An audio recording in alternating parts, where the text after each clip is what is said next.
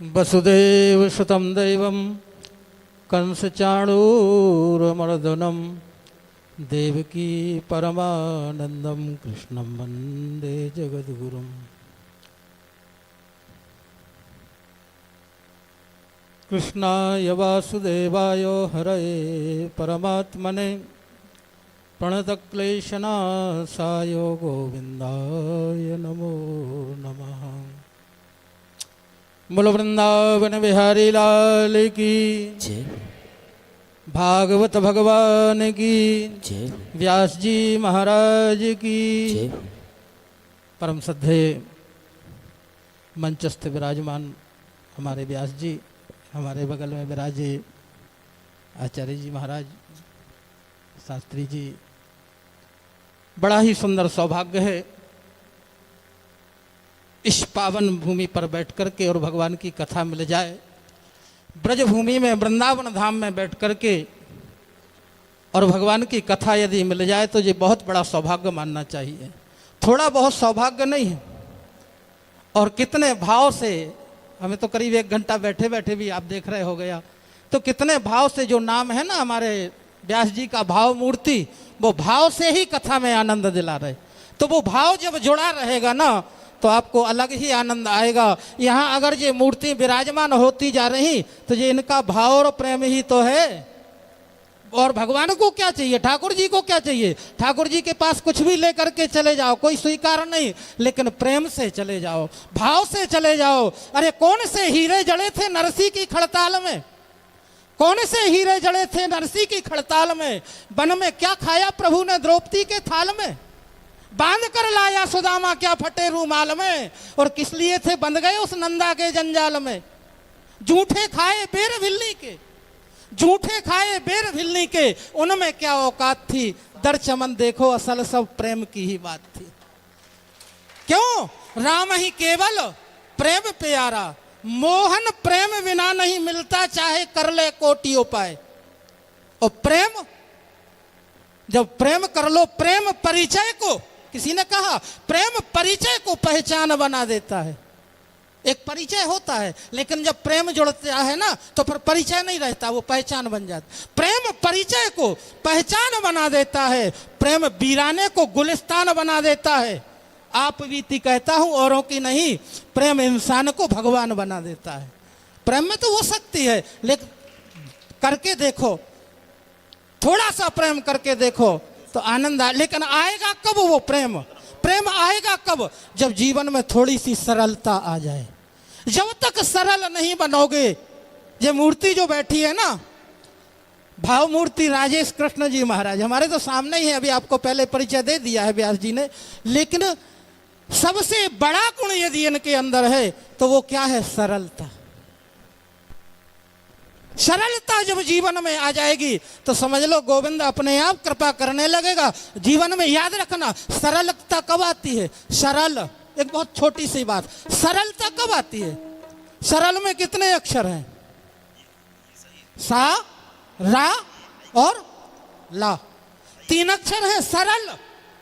लेकिन ये सरल के 3 अक्षर जब तक अंदर नहीं घुसे, जब तक इस हृदय में नहीं बैठे, तब तक सरलता नहीं आएगी। सरल में 3 अक्षर हैं। सा से होता है सीता, रा से होता है राम और ला से होता है लक्ष्मण। राम लक्ष्मण सीता जब हृदय में बैठ जाए तब सरलता आती है, अन्यथा नहीं आने वाली।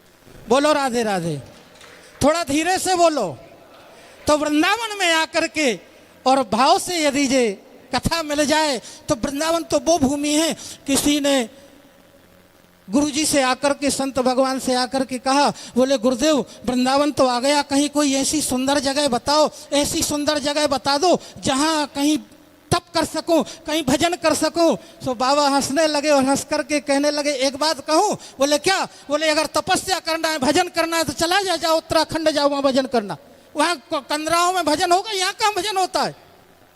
बोले नहीं बाबा, कोई सुंदर सी जगह बता। अरे बार बार तू कहता कोई सुंदर जगह बता दो, ऐसी कोई वृंदावन में जगह तो बता जो सुंदर ना हो।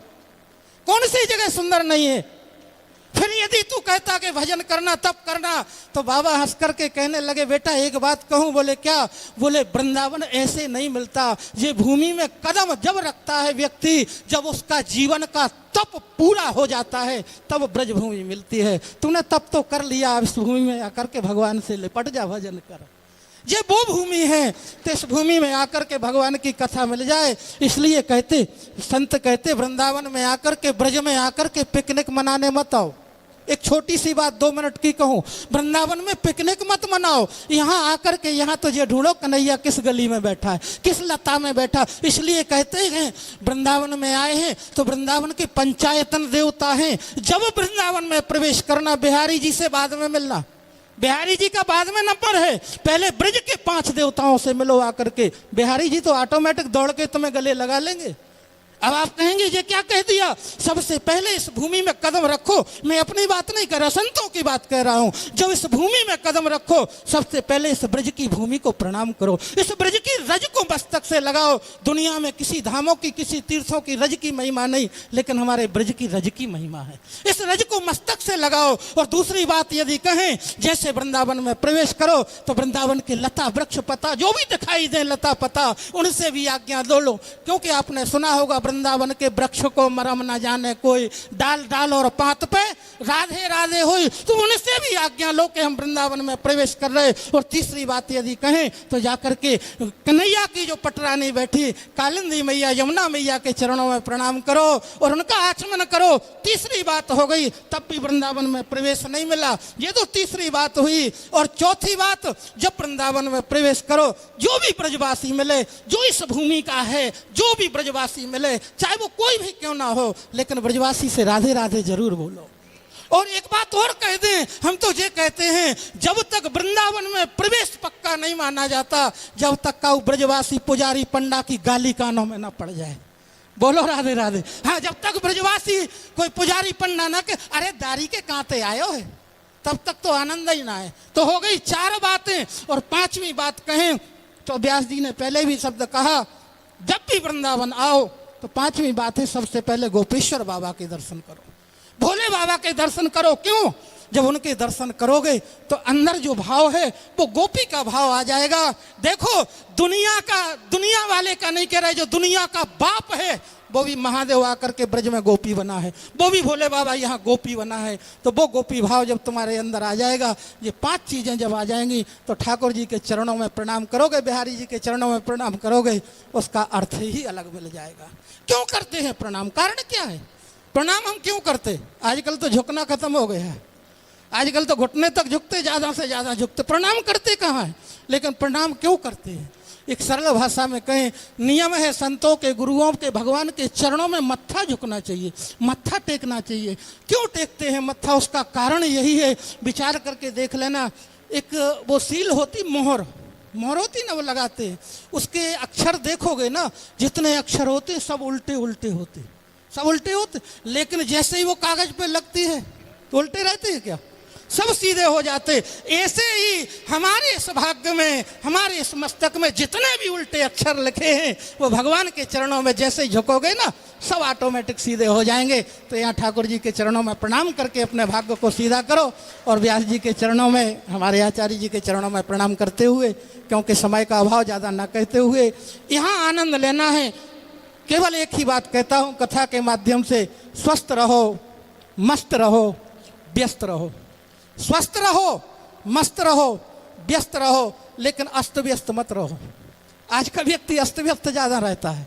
अस्त व्यस्त मत रहो, मस्त रहना है। इन्हीं शब्दों के साथ बोलो वृंदावन बिहारी लाल की जय।